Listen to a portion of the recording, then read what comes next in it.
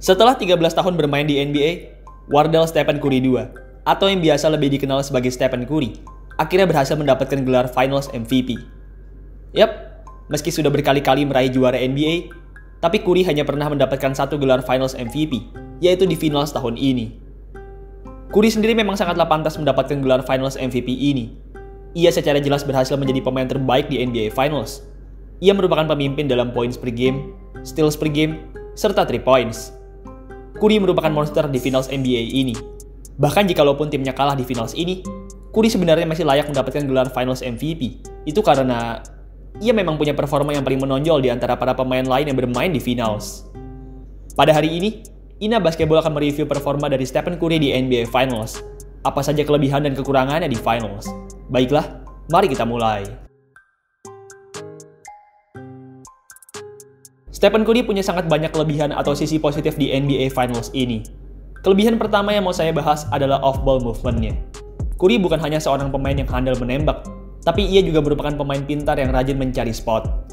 Curry selalu berlari selama ia bermain. Ia selalu mencari tempat bagus atau memberikan screen kepada teman-temannya. Hal ini sebenarnya luar biasa. Tidak seperti pemain lain, Curry dijaga habis-habisan oleh para pemain Boston Celtics. Curry selalu dijaga mati dan juga sering dijaga oleh lebih dari satu pemain di pertandingan finals, sehingga jelas, mencari spot atau mencari celah jelas merupakan hal yang amat sulit untuk Curry. Meski sulit, tapi Curry tetap berhasil melakukan off-ball movement-nya dengan baik.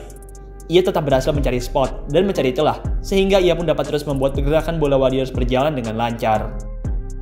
Hal baik kedua yang mau saya bahas adalah offense-nya. Curry amat baik dalam offense. Tidak hanya amat baik dalam menembak, ia juga baik dalam melakukan floater dan layup. Dalam menembak, Curry tampil sangat wangi. Ia bahkan sempat mencetak 6 3 point di kuarter 1 game 1.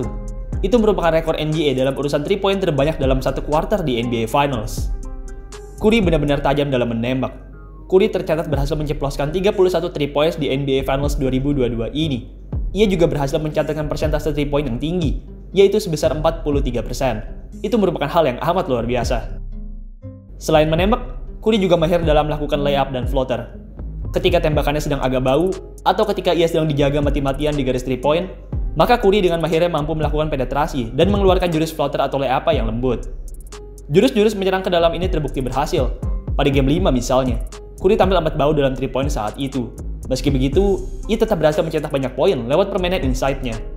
Jika saat itu Curry tidak punya permainan inside yang bagus, pasti Curry saat itu gagal mencetak double digit point. Tapi saat itu, Curry tetap berhasil mencetak double digit point berkat floater dan layup-nya yang bagus.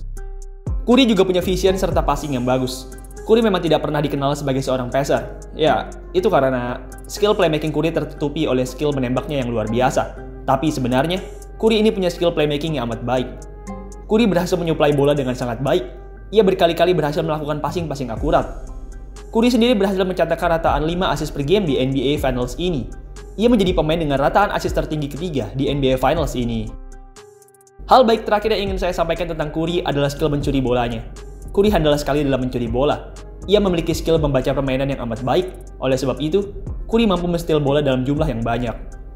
Steph sendiri berhasil mencatatkan rataan 2 steals per game. Catatan tersebut menjadikannya sebagai pemain dengan steals per game tertinggi di NBA Finals 2022. Steph Curry tidak punya banyak kelemahan di NBA Finals ini. Menurut saya, ia hanya punya 2 kelemahan, yaitu jarang box out dan gagal mendefense pemain yang lebih besar. Ya, Steph ini jarang melakukan box out.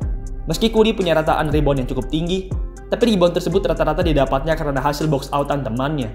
Ia jarang membox out. Meski begitu, hal ini bukanlah masalah besar. Curry memang tidak ditugaskan untuk membox out atau merebound bola. Tugas utamanya adalah mencetak poin.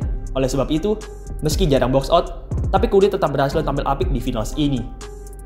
Selain box out, Curry juga gagal mendefense pemain yang lebih besar darinya. Curry memang tidak dikenal sebagai seorang defender yang bagus. Ya, ia memang handal mencuri bola, tapi saat mendefense orang yang sedang memegang bola, khususnya saat mendefense pemain yang lebih besar, Curry sering kebobolan. Curry tidak punya kuda-kuda yang kuat. Jika pemain yang lebih besar tersebut bisa memanfaatkan badan mereka dengan baik, maka Curry pastinya langsung jadi santapan empuk buat mereka. Meski begitu, hal ini lagi-lagi bisa dimaklumi. Curry memang punya badan yang kecil.